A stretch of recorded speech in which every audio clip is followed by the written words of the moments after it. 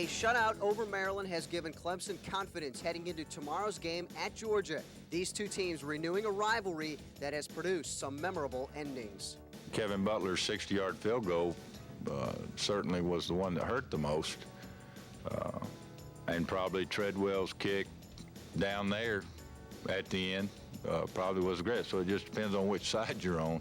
I know it's a big rival because we're so close, and I think we're going to have to pull together as a unit even more this week because it's going to be tough going down there and playing. Clemson and Georgia at noon right here on TV 15.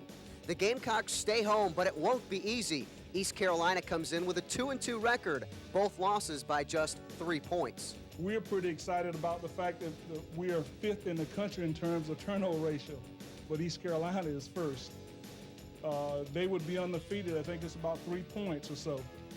But that's the kind of football team that we're going to face. Nothing's in the bag. East Carolina's a good team, and I don't think the coaches have to do anything. We're 4-1. We've got a taste of winning, and I think 5-1 is even better. It's a 1 o'clock kickoff at Williams-Brice Stadium.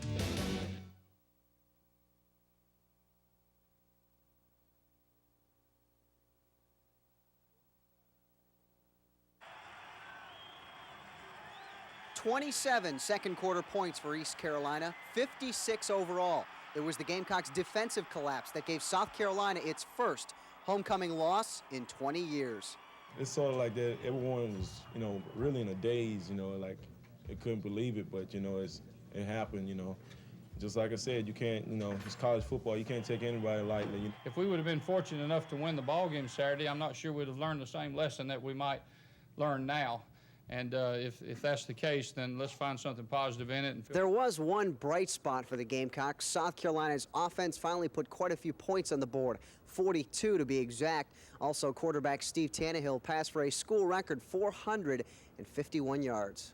I'm proud to have, set school records, but the bottom line for me, and it's been all year, was the win, and, I'm disappointed in the loss. There's personal goals take a back seat to team goals. I was just proud of the confidence that they showed in their ability to strike quickly and to score some points. I thought Steve did a nice job of both leadership and of making plays, as well as players like Toby Cates. And if the Gamecocks can take the offensive performance from this Saturday and the defense from the first 4 games, a bowl berth is still in close reach. In Columbia, Ken Slats, 15 Sports.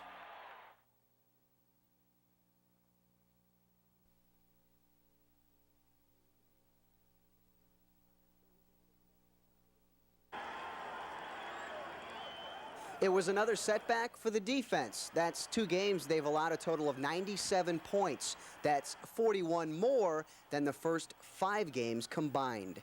We're just going to go back and correct these things and try to keep the same amount of level of intensity and keep our work habits the same, and I think we'll get ourselves out of this we'll get ourselves out of this position that we're in right now. While the defense has just short of collapsed, the offense continues to improve. For the second straight week, the Gamecocks scored at least 36 points. This past Saturday against Mississippi State, quarterback Steve Tannehill threw for a career-high 4 touchdowns.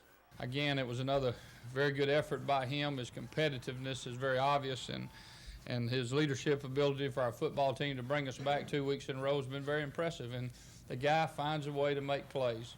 It's back on the road for South Carolina, but maybe that's good. The Gamecocks are 2-0 away from Williams-Brice Stadium, but they face a Vanderbilt team. The Commodores have scored 77 points over their last 2 games. They've won 2 back-to-back now, and their offense is really kind of coming on here the last 2 ball games. So I think now we're seeing a confident football team. With both teams confident on offense, Saturday's game has the potential to be a shootout. Reporting from Columbia, Ken Slats, 15 Sports.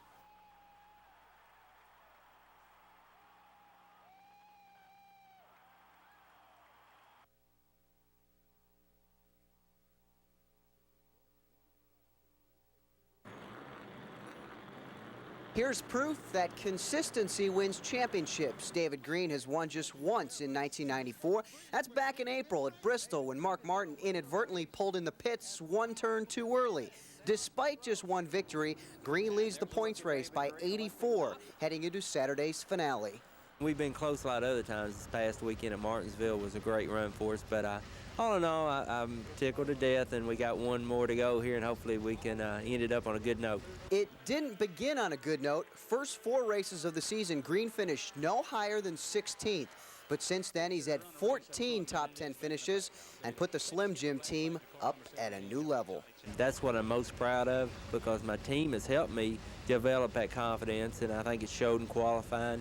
We've got 8 Busch poles now and a Busch Clash invite, and just my total atmosphere at the racetrack has changed 180 degrees. As much as things have changed for David Green, he will stay on the Busch Series at least one more year. And then at that point, this time next year, I might make a decision to move to Winston Cup. But I'm having a lot of fun here with Bobby Labonte and the Slim Jim people, and I want to get a little bit better on all the racetracks, so maybe I can be a race winner week in and week out. Reporting from the North Carolina Motor Speedway, Ken Slats, 15 Sports.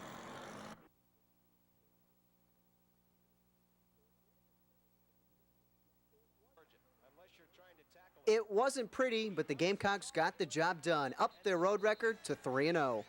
But we were able to win the game, and I think that's the most important thing. That was the #1 objective. We had our backs up against the wall, very hostile environment there, and our kids did the things we had to do to win the game. Just had to keep our heads focused when we come back in the second half. We know how to win games in fourth quarter and in the second half, really. And big plays like that, you just had to just don't think about it. You know, big plays are going to happen regardless. South Carolina's defense allowed just one big play, and that's how the Gamecocks escaped with a win. The Gamecocks are 4-2 in the SEC. It's late October, and they have a realistic chance at going to a bowl game. Look back at the beginning of the year. Who would have thought that would happen in this transition season? You know, if you were asking me the first day of spring practice, I'd have told you that, that you were crazy. I don't know what you've been drinking or smoking or something down there, because I didn't think our football team would have the ability to be at this point, and that's a tribute to our kids and to our assistant coaches who worked so hard to get them there. We got to just concentrate on Tennessee. We can't look at Florida or Clemson, or we can't, we've put ourselves in a position where we control our own destiny. A win Saturday, and the Gamecocks are assured of a bowl berth for the first time since 1988. Reporting from Columbia, Ken Slats, 15 Sports.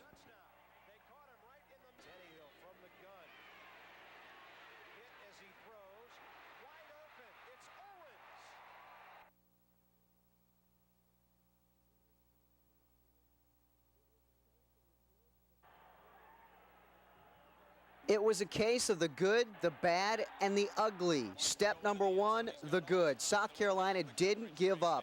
Again, the Gamecocks came back and gave it their all.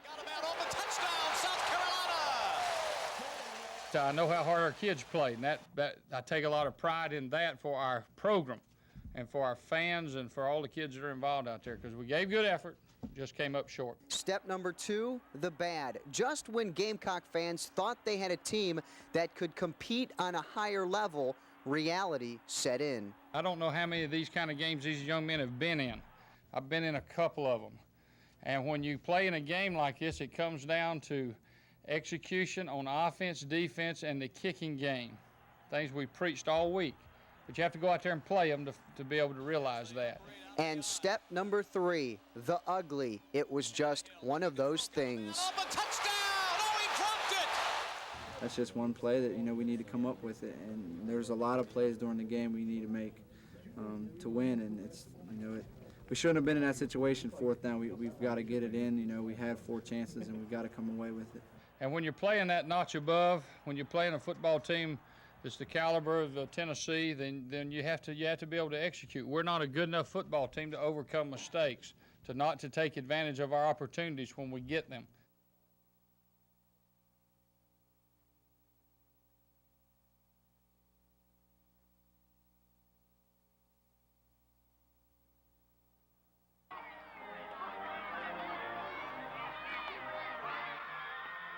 Rival, opponent, antagonist, competitor. At the prep level is where it may mean the most. It's a game that the seniors will always remember. Your last game of your high school, I think, is a game that you kind of always remember. When you come back for your 10-year reunion, if it was a win or a loss against your big rivalry, I think that's a game you remember. We have 11 seniors, and we want we'd like for them to go out with a win. Most of them's been with us for 4 years. If you win your last one, it certainly helps you come back in the spring or in the weight program and whatever with a little different attitude. 1994 has been a rebuilding year for both teams, but for some reason, when South and West meet, records are already out the door. This is my 3rd year in it, and I enjoy it. I'd like to play them 11 times a year instead of just not play anybody else. It's exciting. The crowd gets into it. The news media covers it more, and it's a real fun game. Our builds up a lot of momentum, because you know, they talk a little trash, we talk a little trash. Let's get it real going. It means a lot for us if we win. You're good friends, but it makes it a lot easier to walk across the sidelines and shake his hand with a win. Sure, it sure does. Yeah, sure, it makes it easier to smile at him when you get through. For one of the two Florence teams, smiles begin Friday at 8. Ken Slats, 15 Sports.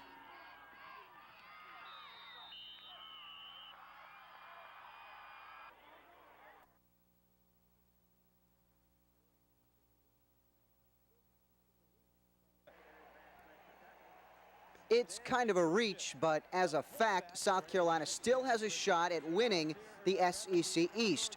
But for that to happen this Saturday, the Gamecocks must beat Florida at the Swamp. It's a very difficult place to play, plus they have an outstanding football team.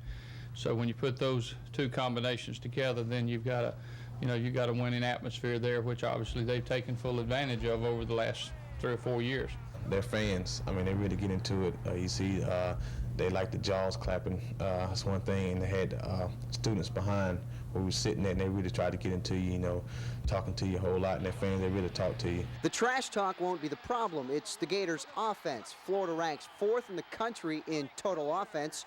Gator QBs are ranked 1 and 2 in passing in the SEC. At the 5, touchdown Florida. Great football team, do a lot of things offensively that's extremely explosive and scares you as a defensive player, the way they throw and catch the ball. I really think it's going to turn into that because they're going to throw the football, and we're going to throw the football too, so I think it might very easily turn into a shootout. So the question, which Gamecock defense will show up? The one that allowed just 39 points in the first 4 games, or the one that gave up 144 in the last 4 games? Reporting from Columbia, Ken Slats, 15 Sports.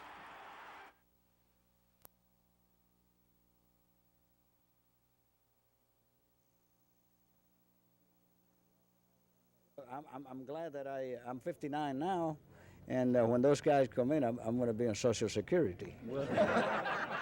He's a consummate showman, always playing to the crowd. It's important to Chichi Rodriguez. Simple reason why. If you notice, the fairways are lined up with people on the ropes. So if you hit a wild drive, chances are your ball is going to be stabbed by somebody. Chichi's popularity came in part from his showmanship, but first and foremost from his talents on the golf course, which will really be tested this weekend.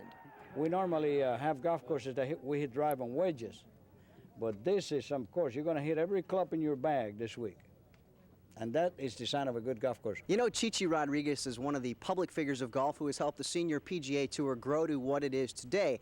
Now, he predicts it will get even bigger, but hopefully not too big. I don't like to see us in competition with that other tour. I mean, that's the show of golf. And the young guys on that tour, every time I watch them on television, they make me proud to be a golf pro. They're the cleanest and best behaved athletes of any sport in the United States. He's just 5'7", 130 pounds. But Chichi Rodriguez is one of the biggest in popularity on the senior PGA Tour. Reporting from the Dunes Club in Myrtle Beach, Ken Slats, 15 Sports.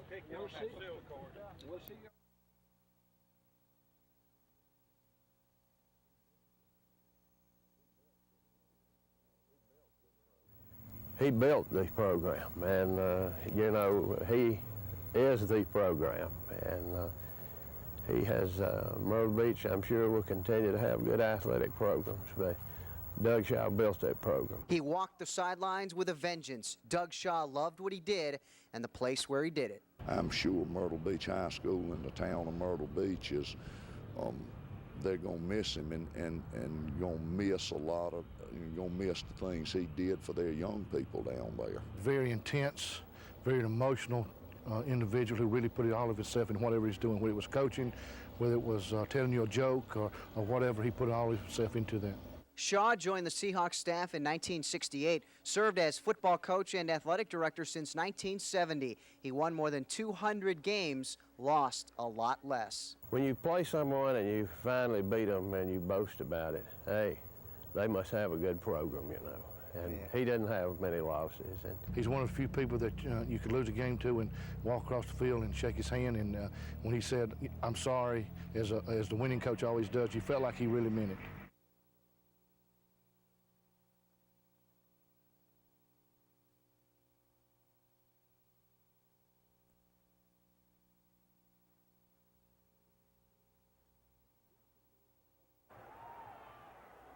These two teams have played every year since 1909. The names and faces have changed, but the meaning of the game is still the same. Just a short time I've been here, I've come to appreciate what a tremendous college football rivalry this is. It's very important to both programs, but it's also very, very important to the people that make up this great state of South Carolina. For most of the people in the state, it's about bragging rights, and it's just about you know, who's going to be able to go home at Thanksgiving and, you know, stand tall. Clemson has won 3 straight. The Gamecocks have dropped 4 of their last 5, but momentum doesn't mean anything. I mean, this is Carolina-Clemson. Oh, by the way, one more thing. A win for the Gamecocks, and they go bowling for the first time since 1988. I just talked to my father outside, and we was talking about that. You know, it's very well could be my last game, and I really don't want it to be my last game. I've been here 5 years, and we were going to go to, you know, bowl game and play another game. I really hope it's not my last game. The bowl is just a reward for a good season. This won't be a great season unless we beat Clemson, you know, and I'm sure that Clemson feels the same way. No need to remind the Gamecocks of a possible bowl berth. This matchup in its own right is a bowl game. Reporting from Columbia, Ken Slats, 15 Sports.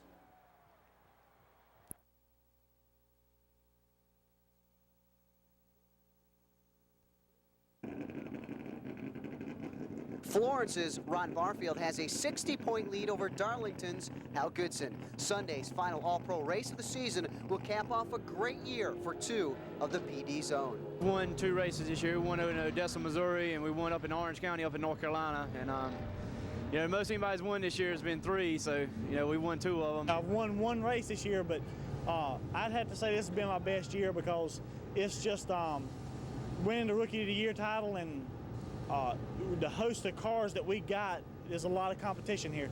A lot of competition is almost an understatement. Harry Gant, Ken Schrader, and David Green will all compete in the season's finale, but it's the Myrtle Beach track that the 2 local guys will push a little extra. We run 4th down here last year at Myrtle Beach, and I'm looking forward. There's a good field here, but I'm looking forward to another good run. You know, it's just like coming home to the hometown fans, and everybody hadn't seen me in about a year, so now when I get back here to Myrtle Beach, they get to see me back on this is my new ground, and I think I'll have a lot of people cheering for me. The cheers will go in both directions. Ron has clinched Rookie of the Year, but a win for Hal and he could possibly move in front of Ron into 4th place in points. Reporting from Myrtle Beach Speedway, Ken Slats, 15 Sports.